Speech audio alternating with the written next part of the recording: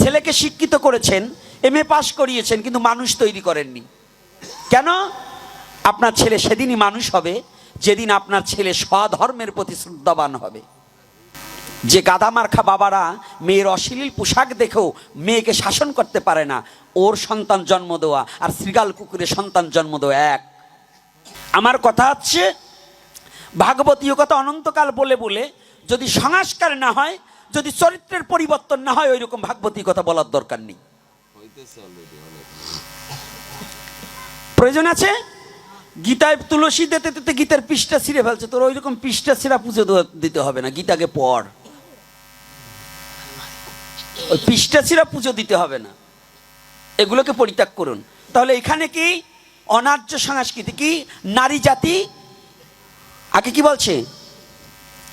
অসীম বলে জাগো সবাই সুশিক্ষার বলে, নিজের সংস্কৃতি জাগা প্রাচত্য ফেলে, নারী জাগরণ আসিলে তবে যদি কল্যাণ হয়। তাহলে পৃথিবীটা কল্যাণ হবে কিসে? নারীর জাগরণ। তাই নারী জাগরণ হবে কিসে?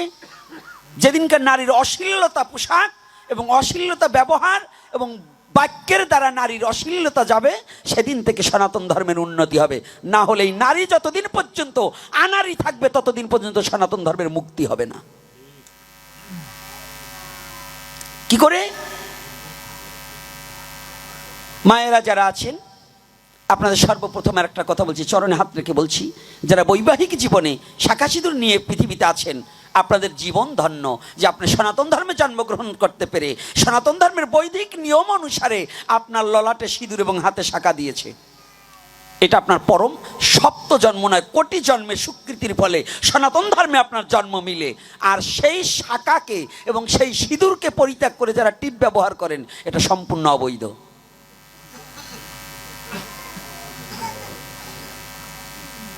রাগ করছেন নাকি? একজন ব্যক্তি স্বামী থাকতে শুধু সীতায় সিঁদুর নিতে পারবে, ললাটে না নিলেও চলবে, সে ব্যক্তি যদি সেবিকা হয়, সেবিকা মানে নার্স কিংবা ডাক্তার। কারণ সিঁদুরের মধ্যে পারত আছে, যদি কোনো অপারেশনের কাজে যায়, ওই অপারেশনের কাজে গেলে পরে ও যদি এক বিন্দু সিঁদুর ওইটার মধ্যে লেগে যায় কিংবা খসে পড়ে, তাহলে এই রুগীর কোনো ক্ষতি হতে পারে। এই জন্য সেবিকার জন্য শুধু নির্দেশিত আছে যে ললাটে সিঁদুর ধারণ না করলে হবে, তবে সিঁদুর নিতে হবে কোথায়? সিঁথিতে নিয়ে যেতে হবে। তবু সিঁদুর ছাড়া সে কোথাও বেরোতে পারবে না। রাগ করছেন নাকি? কি মায়েরা কষ্ট পাচ্ছেন? মা আপনাদের বলছি না, ওই যারা করে আবার দুই এটা তাড়াতাড়ি ঘুমটা দেয় যে আমার কপালে টিপ আবার দেখলো নাকি গোসাই।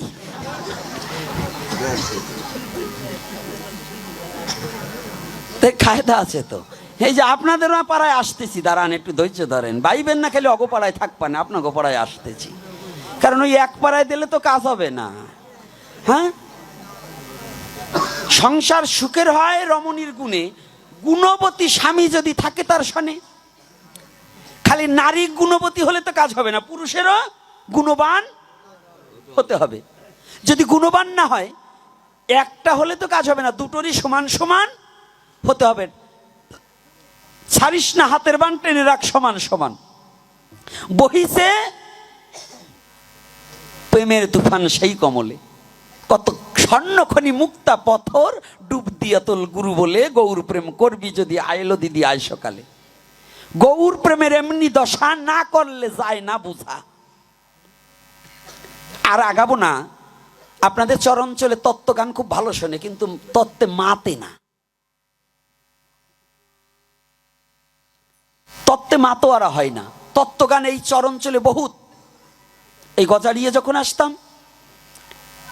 গজারিয়া নিতাই শ্রদ্ধেয় নিতাই সরকার মহাশয়ের কাছে যখন আসতাম, তখন এই অঞ্চলে মাঝে মাঝে হরিবাসরে দেখতাম শুধু কে কার আগে তত্ত্ব গান গাইয়ে, কে গান গাইছে তার জবাব কে করতে পারবে, এই গান এই চর অঞ্চলে বেশি হয়, ঠেলাঠেলির গান। কিন্তু নিজে কি বললাম নিজেই বুঝলাম না, আর বুঝলো না শুনলো যারা। এইটা হবে না। সনাতন ধর্মের প্রত্যেকটা কথা বুঝতে হবে, বুঝাতে হবে। কি করতে হবে? বুঝতে হবে, বুঝাতে হবে, নিজের শিখতে হবে, অপরকে শিখাতে হবে। তাহলে এই যে আমাদের সনাতন ধর্মের প্রথম দুটো দিক, আমি যে কথাটা বলছি প্রাচ্য দেশের সংস্কৃতি ধরে বলছি। আজকাল ইয়াং বয়সের ছেলে পেলে জন্মদিন পালন করে কি না?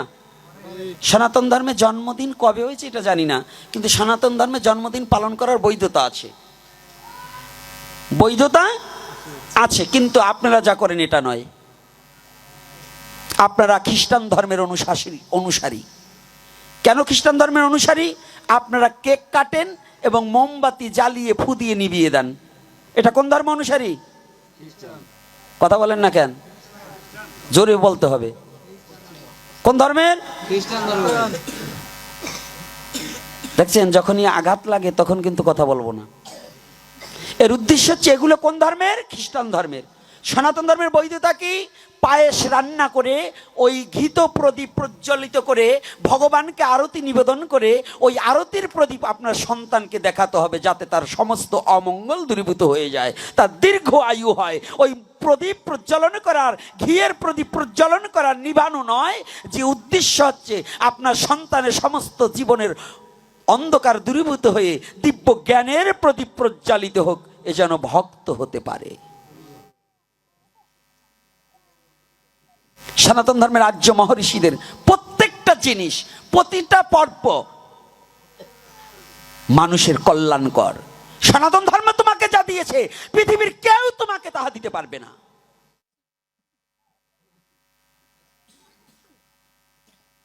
সনাতন ধর্ম এমন নির্দেশ দিয়েছে তোমাকে, কোন সবজিটার মধ্যে কোন তিথিতে বিষ প্রয়োগ থাকে, ওই তিথিতে ওই সবজি খেলে পরে তোমার কোন কোন ব্যাধিতে আক্রান্ত হবে, এটা পর্যন্ত সনাতন তোমাকে শিক্ষা দিয়েছে।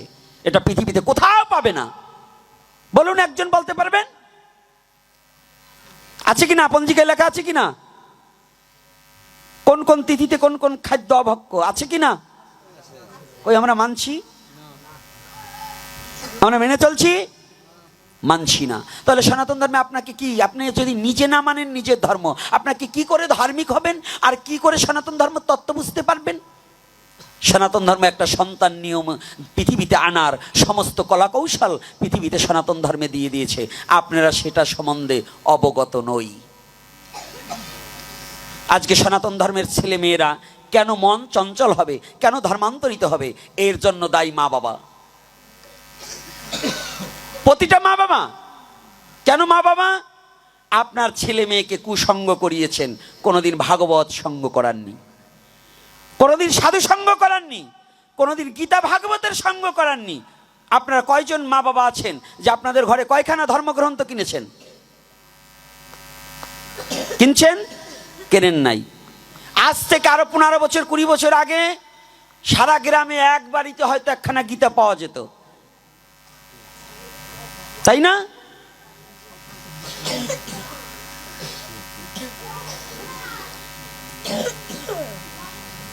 বাবা কয়ে কানা তোর বউকে কয় আমিও তো খুঁজি তাই। তা আমার অবস্থা তাই। আমি এমনি গালাগালি করা, বাংলা ভারতের মধ্যে আমি এমনিতেই বকাবকি করা লোক, আরও আমার প্রশ্ন করছে। ভালো কথা, এইবার ওইখানে যাবো, বাবা তোমারটা দিয়ে নেই, এই আগে এটা বলে নেই। এই যে ছেলে মেয়ে দায়ী কারা? এই বৃদ্ধ বাবা, দায়ী কারা?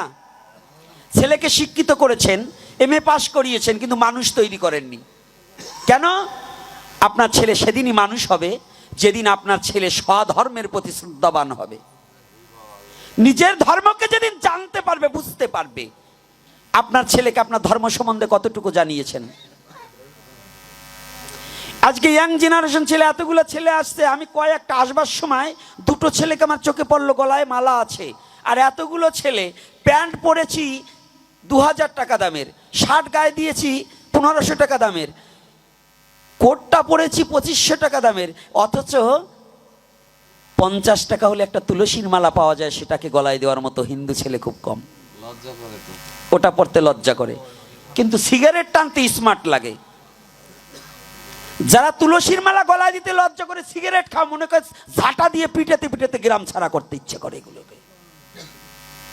কারণ নিজের পিতৃ পরিচয় দিতে যারা ইতস্তবোধ মনে করে, জগতের পিতা কৃষ্ণ তাহে চেনা ভজে বাপ, পিতৃদহি পাতকির হয় জন্মে জন্মে তাপ। সনাতন ধর্মে জন্মগ্রহণ করে যারা সনাতনকে পরিচয় দিতে কষ্ট লাগে, তাদের জন্মে জন্মে দুঃখ ভোগ করতে হবে, এক জন্মে নয়, জন্ম জন্মান্তরে।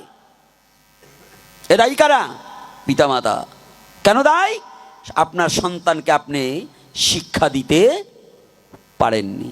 আজকে যদি আপনার সন্তানকে একাদশী শিক্ষা দিতেন, আপনার সন্তানকে যদি সনাতন ধর্মের প্রতিটা শাস্ত্র কি বলেছে সেটা শিক্ষা দিতেন, আজকে আমার সনাতন ধর্মের অবস্থাই হতো না।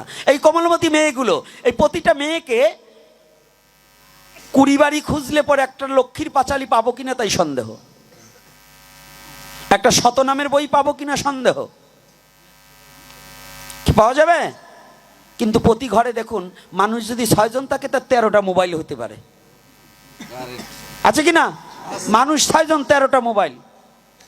আবার দেখুন, সরকারও আমাদের ব্যবস্থা আর একটা করিয়ে দিয়েছে। এই ছেলেগুলো খালি সনাতন ধর্মের না, প্রতিটা মানব জাতিকে শেষ করার জন্য এবার আর একটা ব্যবস্থা হয়েছে। কোমলমতি বাচ্চারা কি এবার নাকি মোবাইল ছাড়া লেখাপড়া, পরে ক্লাস 5-এ 6-এ ওদের নাকি ওই মোবাইল ছাড়া লেখাপড়া চলবে না। এর অনলাইনে ক্লাস। উদ্দেশ্য কি জানেন? আবার এখন কিছু সুবিধাভোগী শিক্ষকরা একটা কাজ করছে কি, ওরা ইউটিউব চ্যানেল খুলে ওই ছাত্রদের বলে, এই আমি ক্লাসে এই করে দিয়েছি, ওইখান থেকে নিয়ে নিবি, অর্থাৎ ওইটা সাবস্ক্রাইব করো, ওইটাকে ফলো করো, যাতে ওদের লাভ হয়, পয়সা সব দিক দিয়ে ইনকাম করবে। এদিক থেকে প্রাইভেট পড়াইয়ে নেবে, ওদিক থেকে আবার মোবাইল দিয়ে ইনকাম করে নেবে। তো এই মোবাইল যখন একটা 5-এ পড়া মেয়ে দেখতে দেখতে, যখন ওই মোবাইল স্ক্রিন টাচ ফোন ব্যবহার করতে করতে, যখন ফেসবুক দেখতে দেখতে এমন একটা জায়গায় গেল, অশ্লীল চিত্র দর্শন করলে পরে ওই 5-এ পড়া মেয়ের মনে কাম চরিত্র উদয় হবে, তখন ও 6-7-এ ওঠার সাথে সাথে একটা ছেলের সাথে চলে যাবে, এতে ওর বাধা হবে না।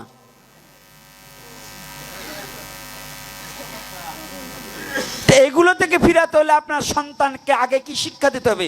স্বধর্ম শিক্ষা দিতে হবে। তো স্বধর্মের বিধিবিধান কি? আগে গীতা অধ্যয়ন করাতে হবে, শনির পাঁচালী হোক আর লক্ষ্মীর পাঁচালী হোক, এগুলো পড়াতে হবে। ভক্তি পথে গমনাগমন করাতে হবে, অখাদ্য কুখাদ্যকে পরিবর্জন করতে হবে, কুসঙ্গকে পরিত্যাগ করতে হবে। আপনার মেয়েকে অশ্লীল পোশাক থেকে শালীনতা বজায় রাখতে হবে।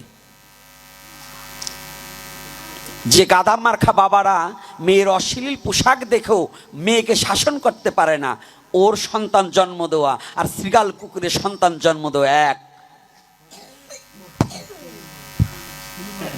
তাই চরণ ধরে করি, মানে আমার কথায় রাগ হবেন না, আমি একটু বকাবকি করি, কারণ আমার জন্য করছি না। আপনি ভেবে দেখুন, ধর্ম কি করে, আপনার যদি অস্তিত্ব না থাকে আপনি ধর্ম কি করে রক্ষা করবেন? তাই অস্তিত্বর লড়াই এখন। আর এই অস্তিত্বকে ধরে রাখতে হলে নিজের ধর্মকে নিজে ভালোবাসতে শিখুন।